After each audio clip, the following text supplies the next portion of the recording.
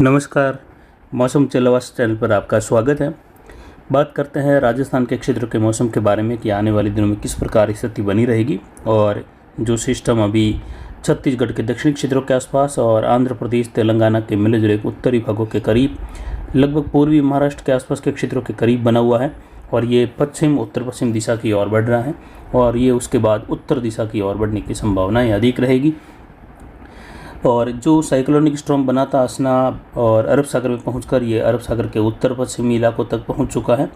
और ये अब डिप्रेशन बन चुका है और ये जल्द ही मस्कट के आसपास के क्षेत्रों में तटीय किनारों पर टकराने की संभावना है, लेकिन ज़्यादा कोई बड़ा माहौल ख़राब करने की संभावना इससे उन क्षेत्रों में नहीं है। जो डीप डिप्रेशन अभी बना है, आने वाले दिनों में भी बंगाल की खाड़ी में बनने वाले सिस्टम वेलमार्क बनते हुए डिप्रेशन बनेंगे और उसके भी डीप डिप्रेशन बनने की संभावना है। एक कमज़ोर डब्ल्यूडी की स्थितियाँ उत्तर भारत के आसपास से लगाकर बनी हुई है, ज़्यादा प्रभावी नहीं। वहीं एक सर्कुलेशन की स्थिति पूर्वोत्तर राज्यों पर भी देखी जा रही है। हालांकि मुख्य प्रणालियों की ही इसमें बात कर रहे हैं, छोटी छोटी प्रणालियों का इसमें जिक्र नहीं है। लेकिन एक कम दबाव की स्थिति देखें तो यहाँ पर अजमेर संभाग, जोधपुर संभाग और उससे सटे हुए अजमेर के आसपास से लगाकर भीलवाड़ा तक, राजसमंद तक के क्षेत्रों पर दर्ज की जा रही है और इसकी वजह से कम दबाव की स्थिति की गतिविधियाँ, हवाओं की स्थिति कम है। उत्तर पश्चिमी हवाओं का चलन शुरू हो चुका है और पहले दक्षिण पूर्वी हवाएं थी जब डीप डिप्रेशन दक्षिण राजस्थान के आसपास से होते हुए निकला था और उसके बाद दक्षिण पश्चिमी हवाओं का रुख शुरू हुआ फिर से और अब उत्तर पश्चिमी हवाओं का रुख इस सिस्टम की वजह से और बनी हुई ट्रप की वजह से, ट्रप इस समय गंगानगर, अनूपगढ़ के क्षेत्रों से लगाकर नागौर, जयपुर के मिले जुले क्षेत्रों से होते हुए, कोटा संभाग के क्षेत्रों से होते हुए ये जो डीप डिप्रेशन बना हुआ है उसके केंद्र के आसपास से होते हुए बंगाल की खाड़ी के मध्य पश्चिमी भागों तक जा रही है और ये सिस्टम धीरे धीरे जैसे जैसे आगे बढ़ रहा है, इसकी वजह से महाराष्ट्र, गुजरात और राजस्थान के दक्षिण पश्चिम के इलाकों में बारिश में लगातार बढ़ोतरी हो रही है। अगले 24 घंटों के दौरान देखें तो यहाँ पर जोधपुर संभाग, पाली संभाग, उदयपुर और अजमेर संभाग के और साथ ही देखें तो भरतपुर, जयपुर, कोटा संभाग के भी कई इलाकों में खंड वर्षा होगी, हल्की मध्यम, कहीं कहीं मध्यम से लगाकर भारी वर्षा भी देखने को मिलेगी और अगले 24 घंटों के दौरान कहीं कहीं भारी से बहुत भारी वर्षा वाली स्थिति यानी 125 मिलीमीटर तक की बारिश की गतिविधियाँ भी दर्ज होने की संभावना है। राजस्थान के क्षेत्रों में दक्षिण मध्य, दक्षिण पश्चिम के आसपास के क्षेत्रों में खंड वर्षा के रूप में रहेगी। कल 3 सितंबर है, आज 2 सितंबर है और 3 सितंबर से लगाकर सिस्टम का मुख्य प्रभाव धीरे धीरे आगे बढ़ेगा और 3, 4, 5, 6, 7 के दौरान उसके बाद आगे बंगाल की खाड़ी में 6 से 9 सितंबर के मध्य फिर से एक सिस्टम बनेगा जिसके भी डिप्रेशन और डीप डिप्रेशन की कैटेगरी तक जाने की उम्मीद की जा सकती है। लगातार बनती हुई मौसमी प्रणालियाँ लगातार मौसम सक्रिय रखेगी और राजस्थान के क्षेत्रों में लगातार बारिश की गतिविधियाँ जारी रहेगी। आने वाले दिनों में भारी और भारी से लगाकर बहुत भारी तो कहीं कहीं अत्यंत भारी या एकाधिक स्थानों पर होने वाली अतिवृष्टि या जल बहाव वाली बारिश भी देखी जाएगी गुजरात, महाराष्ट्र, मध्य प्रदेश और राजस्थान के क्षेत्रों में, जिसमें राजस्थान में बारिश की गतिविधियों का दौर देखें तो 3 से लगाकर 7 सितंबर के मध्य रहेगा और इस दौरान देखें तो बारिश की गतिविधियाँ पाली संभाग, उत्तर पूर्वी गुजरात यानी बनासकांठा, साबरकांठा से लगाकर डीसा, धानेरा, यहाँ से होते हुए थराड़ के आसपास के क्षेत्र हैं। इसके अलावा उदयपुर संभाग, पाली संभाग, जोधपुर संभाग, अजमेर संभाग, कोटा संभाग, इन क्षेत्रों में भारी से बहुत भारी वर्षा की उम्मीद इस सिस्टम से की जा सकती है। सिस्टम का झुकाव दक्षिण पश्चिम की बजाय अब इस बार उत्तर और उत्तर पश्चिम की ओर रहेगा, जिससे बारिश का दौर अरावली के आसपास से लगाकर उदयपुर, अजमेर संभाग होते हुए पाली, जोधपुर संभाग और उत्तर मध्य गुजरात के इलाकों में भारी से अत्यंत भारी वर्षा की गतिविधियाँ आने वाले दिनों में पहले सप्ताह के दौरान देखी जाएगी और आने वाले दिनों में भी इस प्रकार की वर्षा होने से नदी नाले इस बार उफान पर आने की संभावना है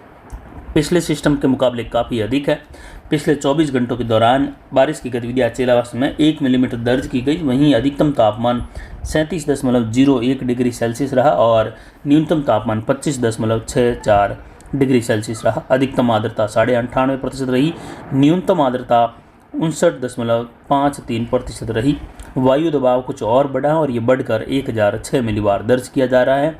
और बढ़ते हुए वायु दबाव के कारण अगले कुछ 2-3 दिनों के दौरान अरावली रेंज के कुछ इलाकों में धुंधला मौसम बन सकता है या कोहरे जैसी स्थिति भी उभर सकती है। वहीं यहाँ पर आने वाले दिनों में बढ़ती हुई बारिश का ग्राफ जल आवक बढ़ाएगा बांधों में। जवई बांध का जल स्तर 35.25 फीट है यानी 35 फीट है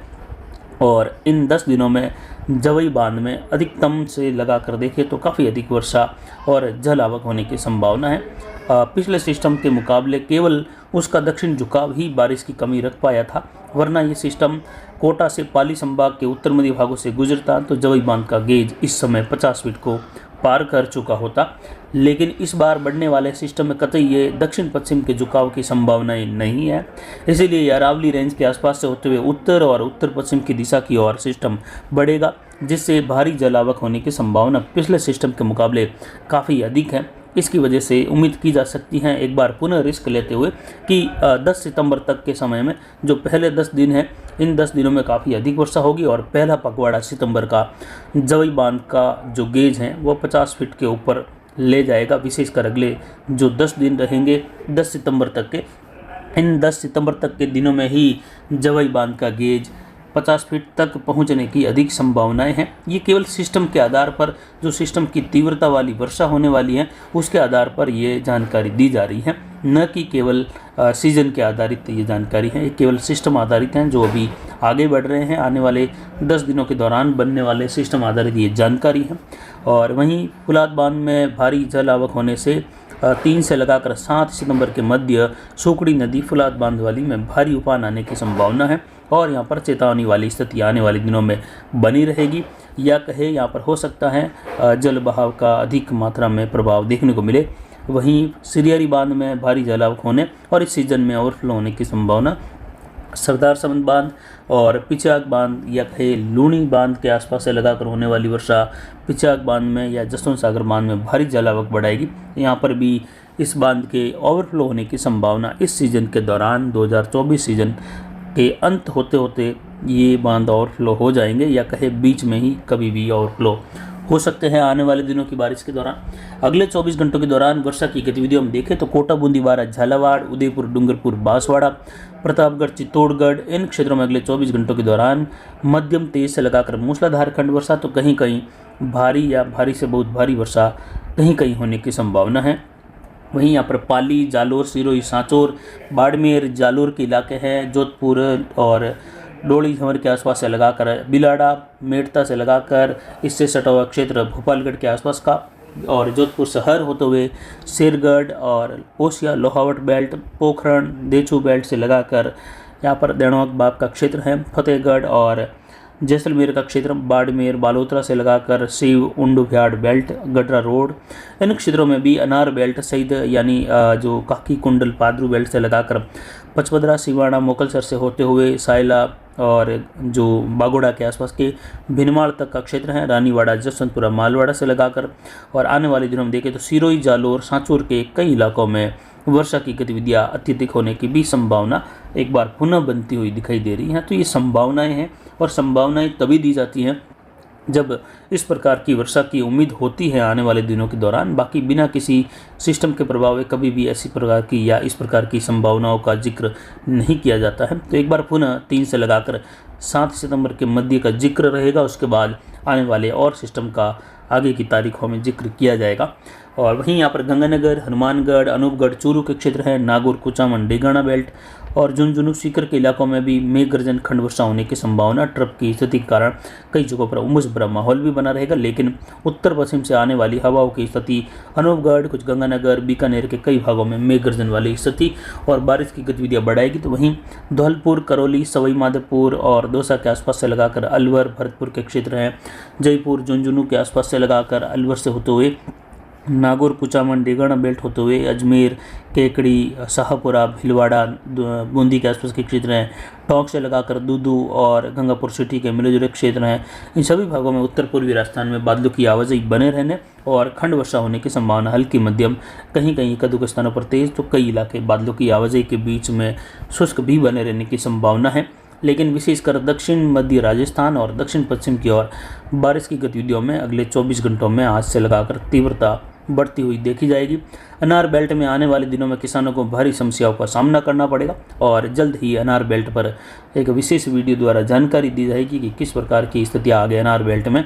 रोग संबंधित रह सकती हैं। आने वाली बारिश और अगले आने वाले दिनों में होने वाली